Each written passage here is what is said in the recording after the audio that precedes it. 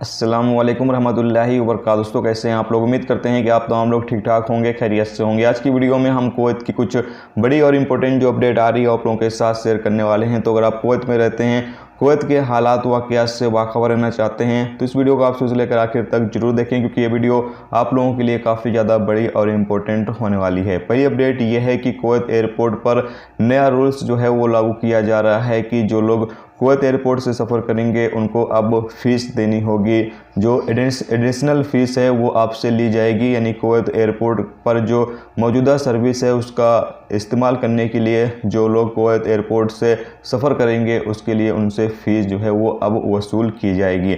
और ये फ़ीस आपसे अलग से नहीं ली जाएगी। जब आप टिकट खरीदेंगे तो उसी टिकट के अंदर ही ये फ़ीस को जो है वो ऐड कर दिया जाएगा।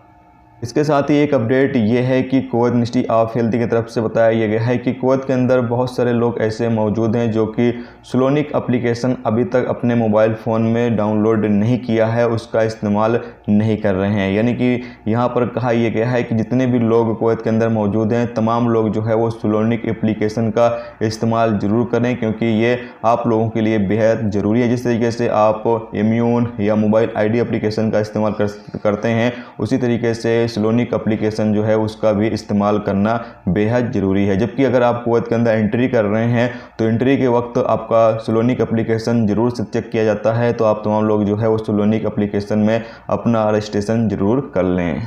इसके अलावा अगली अपडेट ये है कि इंडियन एम्बेसी के एम्बेसडर की तरफ से कुवैत के जो फॉरेन मिनिस्टर हैं उनके साथ मीटिंग की गई है और मीटिंग के दौरान कुछ मुद्दों पर जो है वो बातचीत हुई है। और साथ में इस मुद्दे पर भी बातचीत की गई है कि जो इंडिया के अंदर कोवैक्सीन है उसको भी मंजूरी दी जाए, ताकि जिन लोगों ने इंडिया के अंदर कोवैक्सीन लगवाई हुई है वो तमाम लोग कुवैत के अंदर आ सकें। तो यहाँ पर देखना ये होगा कि जब WHO की तरफ से यानी कि वर्ल्ड हेल्थ ऑर्गेनाइजेशन की तरफ से कोवैक्सीन को मंजूरी मिल जाती है तो उसके बाद कुवैत गवर्नमेंट की तरफ से हो सकता है कोवैक्सीन को जो है वो अप्रूवल दे दिया जाए, जिसके बाद लोग जो कोवैक्सीन वाले हैं वो तमाम लोग भी कुवैत के अंदर एंट्री कर सकें।